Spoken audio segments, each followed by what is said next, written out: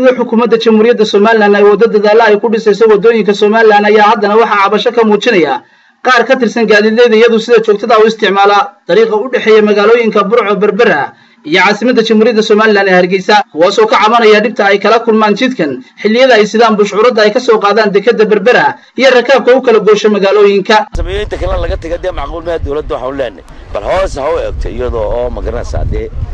ilku eegaysa saafayow hoos ay taban leenay ina wadooyin magarata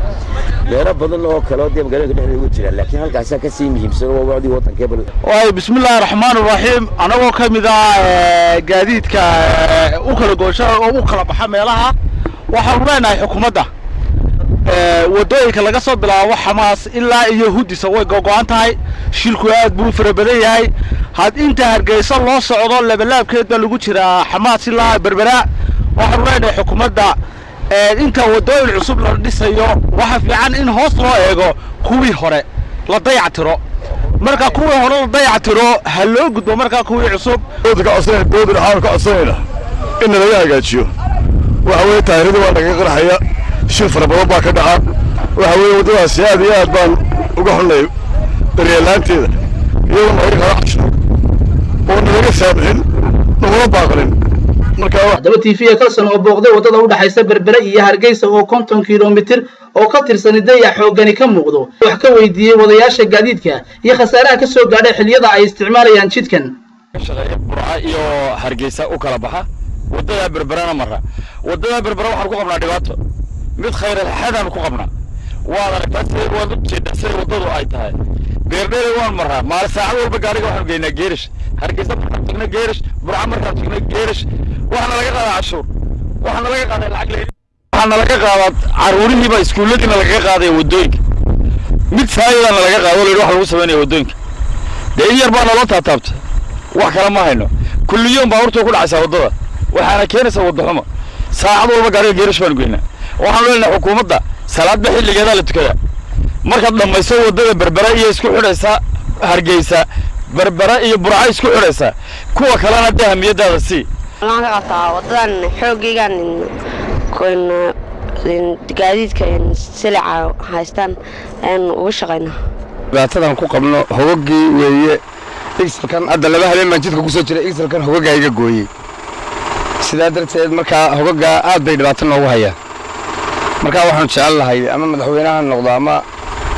cid kale mas'uulaha noqoto waxaan jecelahay in hogoga la ilaawayna laga buuxiyo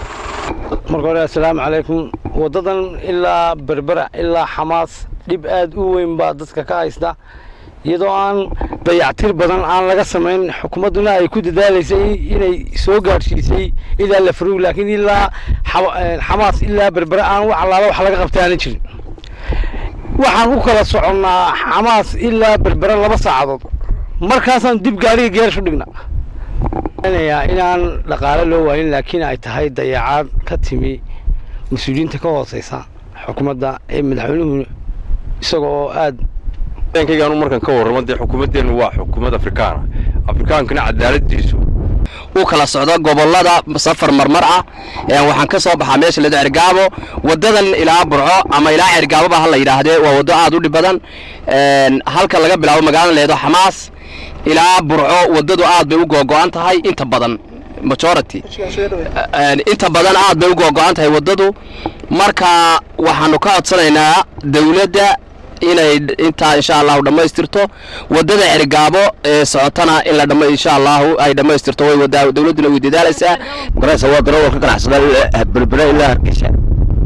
inta lag ka soo gaadhay dariiqan waxa iga soo gaara mushkilado badan ka soo gaaro gaariga shaqada ay ku go'aan dhibaatooyin badan ayaan kala kulmaa kiiloomitir baa la dhameyn karin 350 kiiloomitir maskax lama gasho badan ee dhaqaalaha dalku ku tiirsan yahay isla markaana uu dayac badan ka muuqdo cabashadan ayaa ku soo beegmaysa xilli dhawaan xukuumadda jamhuuriyadda Soomaaliland ay gaadiidka ku kordhisay cashuurta loo yaqaan wadamarinta waa Axmed Saciid Maxamed Kalsan TV wadada u dhaxaysa Berbera iyo Hargeysa